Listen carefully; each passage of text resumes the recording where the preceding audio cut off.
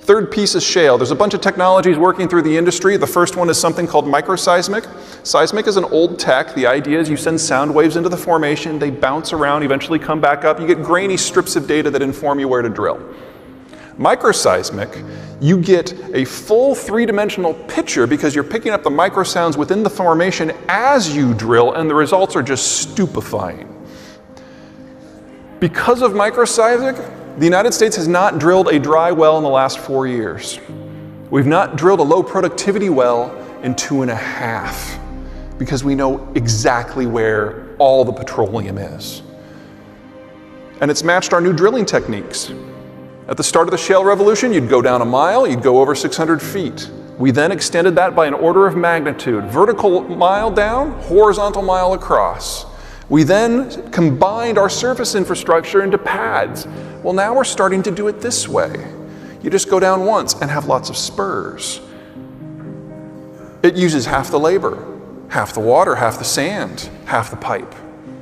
Produces more oil. It changes the cost structure of the entire industry. The taller the bar, the higher the full break-even cost, everything from exploration to taxes. The wider the bar, the greater the volume. OPEC's there on the far right, shale is on the far left, the tall blue bar. Most expensive crude in the world back in 2012. Now adding these new technologies. Here's where we are now. Break-even price is now about $42 a barrel. By the end of 2019, it will be below 25. Earlier this month, the United States and Canada as a unit became net energy exporters. We're there. The last tie that binds the United States to the global system broke earlier this month. It changes how we see the world. This is a simple political heat map. Height of the Cold War, 1985. Dark blue, those are the countries we were willing to fling nukes to defend. The blue, those are the core Bretton Woods allies. The orange, those are the other guys. We don't like to talk about them. And then the light blue, that's the field of competition. Everything was in play. Everything mattered.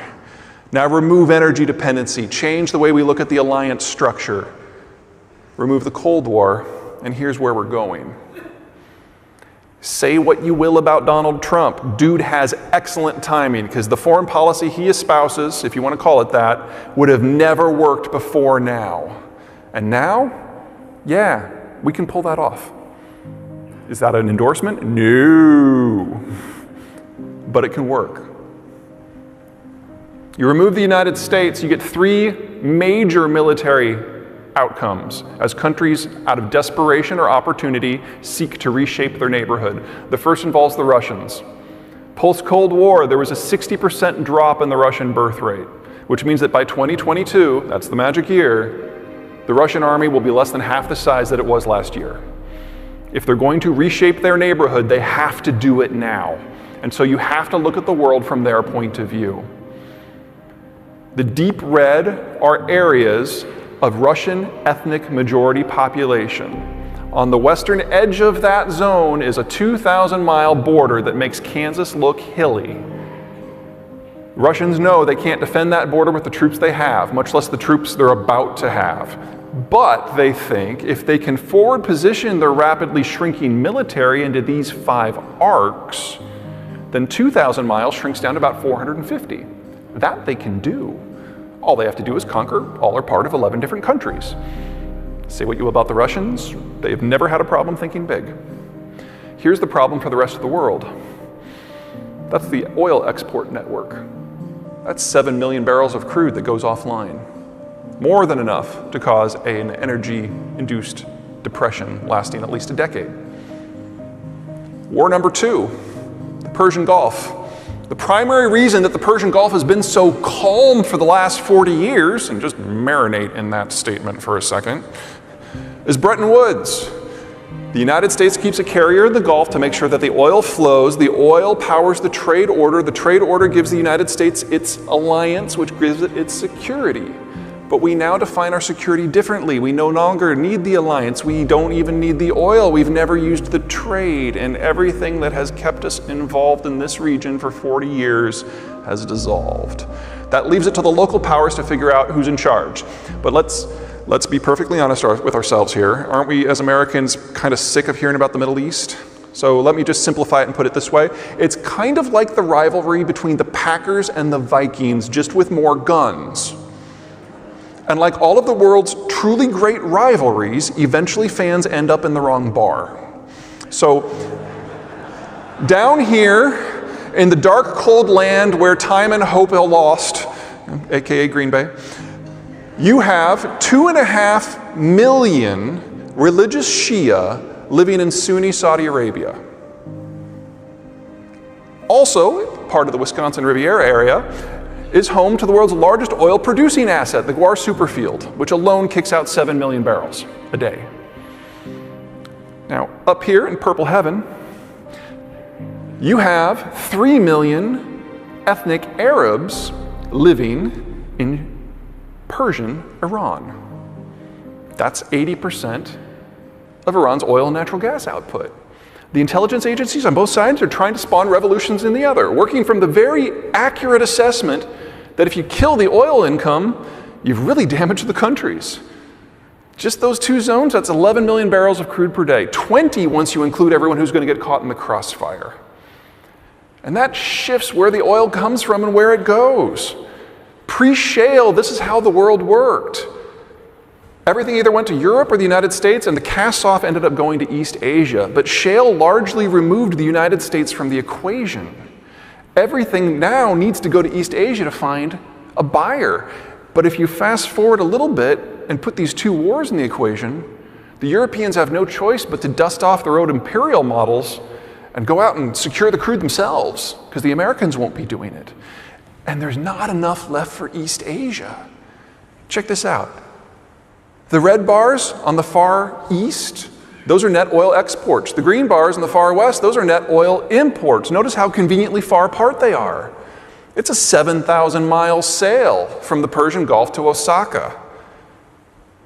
So if you are China or Korea or Taiwan or Japan, your only option is to take your navy, sail it around the East Asian landmass, pick sides in a Middle Eastern knife fight, load up the crude yourself and convoy it home, hoping that no one tries to stop you.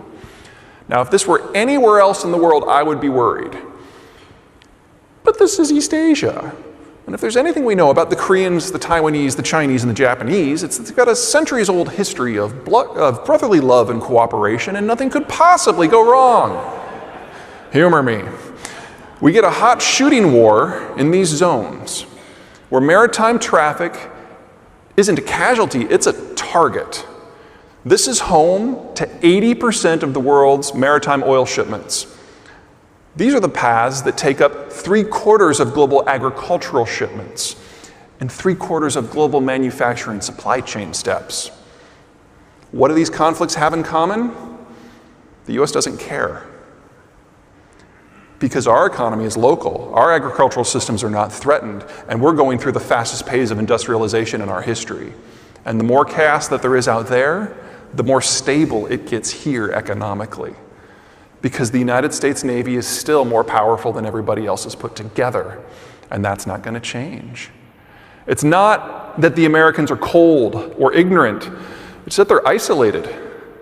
The tan area, the greater Midwest system, largest chunk of arable land in the world, outproduces the next two agricultural zones put together. But it's the blue areas that really matter, because moving things from A to B is a drag, but if you can float it, it's 1/15 the cost. This not only makes the United States the maritime and financial superpower, it means that Minneapolis is an ocean hub.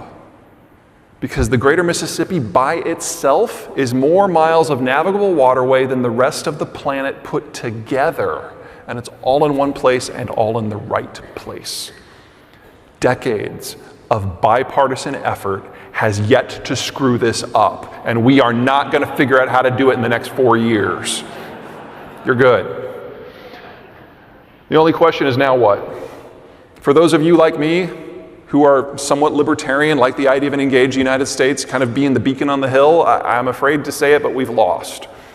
And the United States isn't going back in that direction for a good long time. That actually makes it more important for you to act rather than less. And we've been here before. At the turn of the last century, Presidents Teddy and Taft were coming out of Civil War reconstruction. It was the end of the Spanish-American War. We didn't have a foreign policy. We had a divided country. The rhetoric was horrible. And it left it up to American business leaders to go out and forge connections the world over. US military and diplomatic power followed them, did not lead them. And so it's your ethics that are going to determine what that foreign policy looks like, because you will literally be writing it. Places you might want to consider. Every country on this map that is in green or blue is one that has a positive demographic picture and energy either locally or close at hand. The difference between those two is that the green face some pretty serious security risks, whereas the blues are pretty good. There's a lot of green and blue in that map. Dollar diplomacy can work. The only question is, what's it going to look like? And that's your presentation. Thank you very much. You laughed at all but one of the jokes. I will remove it. Thank you. All right.